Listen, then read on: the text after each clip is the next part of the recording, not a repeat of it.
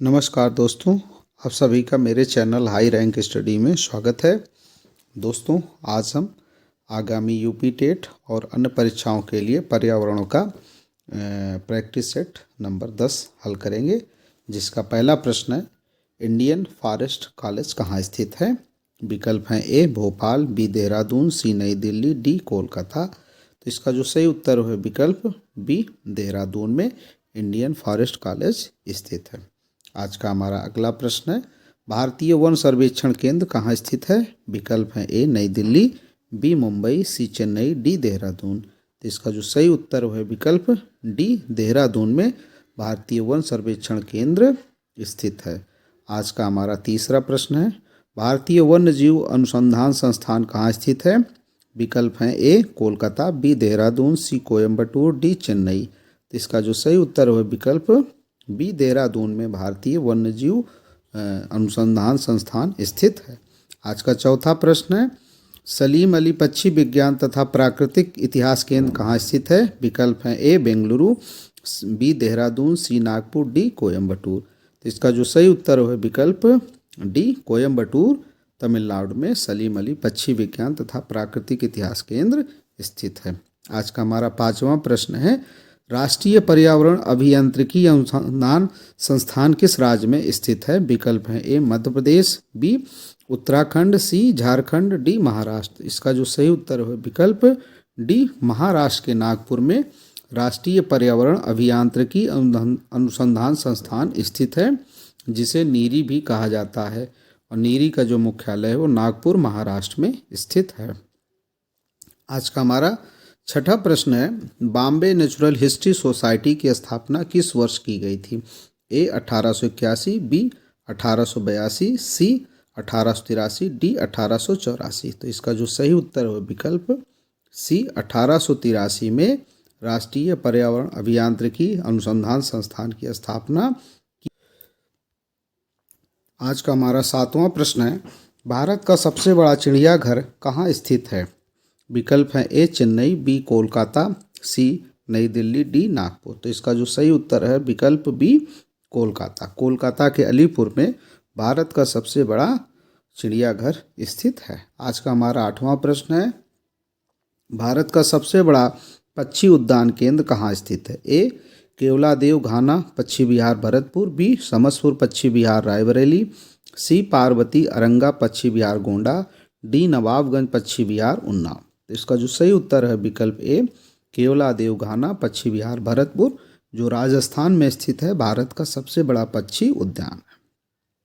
आज का हमारा नौवां प्रश्न है, संघाई हिरण की प्रजाति किस वन्य जीव अभ्यारण्य में पाई जाती है? ए नामदफा वन्य जीव अभ्यारण्य, बी मानस वन्य जीव अभ्यारण्य, सी विलीगिरी रंगनाथा वन्य जीव अभ्यारण्य, डी केबुल लामजाओ वन्य जीव अभ्यारण्य। तो इसका जो सही उत्तर है विकल्प डी केबुल लामजाओ वन्य जीव अभ्यारण्य, जो मणिपुर में स्थित है, वहाँ पे संगाई हिरण की प्रजाति पाई जाती है, और मणिपुर में ही थामिन मृग की प्रजाति भी पाई जाती है। आज का हमारा 10वां प्रश्न है, भारत के किस राज्य में नल सरोवर पक्षी विहार स्थित है?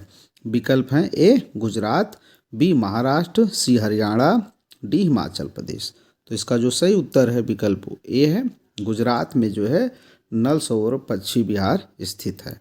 आज का हमारा 11वां प्रश्न है, विश्व का सबसे बड़ा टाइगर रिजर्व कौन सा है? ए क्रूजर नेशनल पार्क दक्षिण Africa, B Yellowstone National Park संयुक्त राज्य America, C Berlin zoological garden Germany, D Hukawng घाटी टाइगर रिजर्व म्यांमार। तो इसका जो सही उत्तर है विकल्प डी हुकांग घाटी टाइगर रिजर्व जो है ये म्यांमार में स्थित है, ये विश्व का सबसे बड़ा टाइगर रिजर्व है।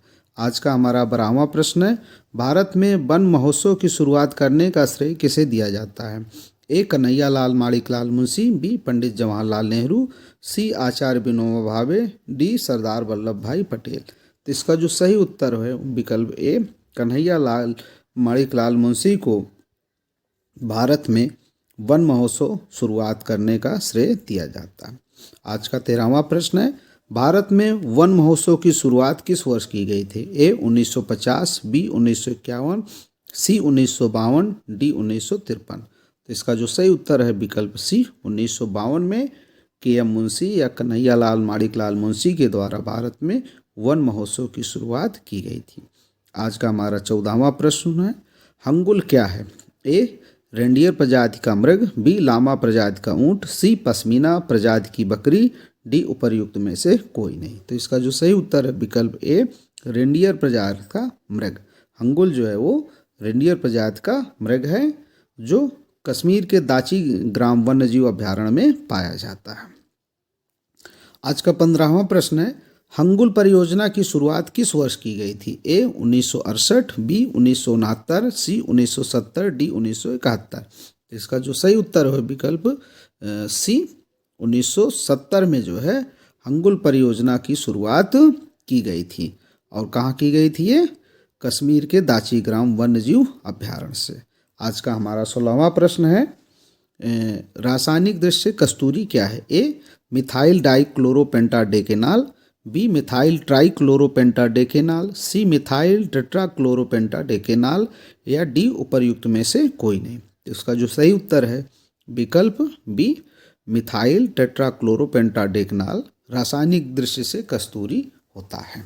आज का हमारा अगला प्रश्न है 17वां, विश्व का पहला राष्ट्रीय उद्यान कौन सा है? ए क्रूगर नेशनल पार्क दक्षिण Africa, B Yellowstone national park America, C Hukawng घाटी टाइगर रिजर्व म्यांमार, डी उपर्युक्त में से कोई नहीं। तो इसका जो सही उत्तर है विकल्प B Yellowstone national park America का जो है ये जो पार्क है विश्व का पहला राष्ट्रीय उद्यान है। आज का हमारा 18वां प्रश्न है, थामिन मृग परियोजना 1977 में किस राज्य में शुरू की गई थी? विकल्प है ए त्रिपुरा, बी मणिपुर, सी मेघालय, डी मिजोरम। इसका जो सही उत्तर है विकल्प बी मणिपुर में थामिन मृग परियोजना की शुरुआत 1977 में की गई थी। आज का हमारा 19वां प्रश्न है, सतकोसिया वन्यजीव अभ्यारण्य किस राज्य में स्थित है? ए ओडिशा, बी छत्तीसगढ़, सी मध्य प्रदेश, डी झारखंड। तो इसका जो सही उत्तर है विकल्प ए ओडिशा में सतकोसिया वन्यजीव अभ्यारण्य स्थित है। आज का 20वां प्रश्न है, कान्हा राष्ट्रीय उद्यान किस प्राणी के लिए प्रसिद्ध है? ए बाघ, बी हाथी, सी बारहसिंघा, डी तेंदुआ। तो इसका जो सही उत्तर है विकल्प सी बारहसिंघा जो है वो कान्हा राष्ट्रीय उद्यान में प्रमुखता के साथ पाया जाता है। आज का हमारा 21वां प्रश्न है, कार्बन मोनोऑक्साइड गैस का उत्पादन सर्वाधिक किसके द्वारा होता है? ए कारखानों द्वारा, बी परिवहन साधनों द्वारा, सी जेट इंजनों द्वारा, डी रॉकेट प्रक्षेपण के द्वारा। तो इसका जो सही उत्तर है विकल्प बी परिवहन के साधनों द्वारा या यातायात के साधनों द्वारा सर्वाधिक कार्बन मोनोऑक्साइड गैस का उत्पादन किया जाता है। कार्बन मोनोऑक्साइड गैस को दमघोटू गैस के नाम से भी जाना जाता है। आज का 22वां प्रश्न है, स्मॉग शब्द किन दो शब्दों से मिलकर बना है? ए धुआं और धूल, बी धुआं और कोहरा, सी धुआं और पानी, डी धुआं और बादल। तो इसका जो सही उत्तर है विकल्प बी धुआं और कोहरा। धुआं को स्मोक कहते हैं तो उसमें से स्मोक इसम ले लिया गया है, और कोहरा को फाग कहते हैं तो उसमें से आग ले लिया है, तो स्मॉग हो गया मिल करके। तो धुआं और कोहरा दोनों शब्द मिल करके स्मॉग हो जाता है। आज का 23वां प्रश्न है, ओजोन परत की ऊंचाई कितने किलोमीटर होती है? ए 18 किलोमीटर, बी 20 किलोमीटर, सी 30 किलोमीटर, डी 50 किलोमीटर। तो इसका जो सही उत्तर है विकल्प डी 50 किलोमीटर तक ओजोन परत की मोटाई पाई जाती है। आज का 24वां प्रश्न है, ओजोन परत किस मंडल में पाई जाती है? ए क्षोभ मंडल, बी समताप मंडल, सी मध्य मंडल, डी आयन मंडल। तो इसका जो सही उत्तर है विकल्प बी समताप मंडल में ओजोन परत पाई जाती है। आज का हमारा 25वां प्रश्न है, ओजोन परत की मोटाई नापने की इकाई क्या है? ए डेसिबल, बी डाप्सन, सी अल्टीमीटर, डी एनमोमीटर। तो इसका जो सही उत्तर है ओजोन परत की मोटाई नापने की इकाई डाप्सन है। डाप्सन के द्वारा ओजोन परत की मोटाई नापा जाता है। आज का हमारा 26वां प्रश्न है, ओजोन परत किस प्रकार की किरणों से हमारे त्वचा की रक्षा करती हैं? ए रेडियो किरणों, बी पराबैंगनी किरणों, सी गामा किरणों, डी औरक किरणों। इसका जो सही उत्तर है विकल्प बी पराबैंगनी किरणों से ओजोन परत हमारी त्वचा की रक्षा करती है। आज का 27वां प्रश्न है, ओजोन दिवस कब मनाया जाता है? ए 15 सितंबर, बी 16 सितंबर, सी 17 सितंबर, डी 18 सितंबर।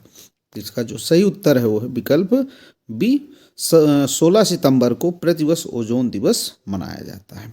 आज का 28वां प्रश्न है, ओजोन परत को सर्वाधिक नुकसान किस रसायन से होता है? A methane gas, B chlorofluorocarbon, C carbon dioxide gas, D sulphur dioxide gas. इसका जो सही उत्तर है विकल्प बी क्लोरोफ्लोरोकार्बन से जो है ओजोन परत को सर्वाधिक नुकसान पहुंचता है। आज का 29वां प्रश्न है, भारत में ओजोन परत की सर्वाधिक मोटाई कहाँ पाई जाती है? ए शिमला, बी श्रीनगर, सी तिरुवनंतपुरम, डी बेंगलुरु।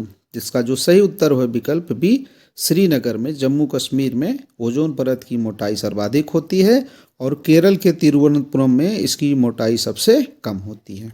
आज का 30वां और अंतिम प्रश्न है, हरित गृह प्रभाव में मीथेन गैस का योगदान कितना प्रतिशत होता है? ए 15%, बी 20%, सी 26%, डी 30%। इसका जो सही उत्तर है विकल्प बी 20%। हरित गृह प्रभाव में मीथेन गैस का योगदान 20% होता है।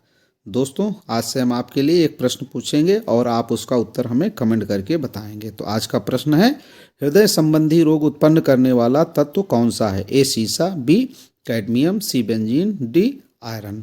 तो आप इसका उत्तर हमें कमेंट करके कमेंट बॉक्स में बता सकते हैं। दोस्तों, आप सभी को यदि हमारा वीडियो पसंद आया हो तो इसे लाइक और शेयर करें, साथ ही सब्सक्राइब करना ना भूलें, जिससे नए वीडियो का नोटिफिकेशन आपको मिलता रहे। धन्यवाद।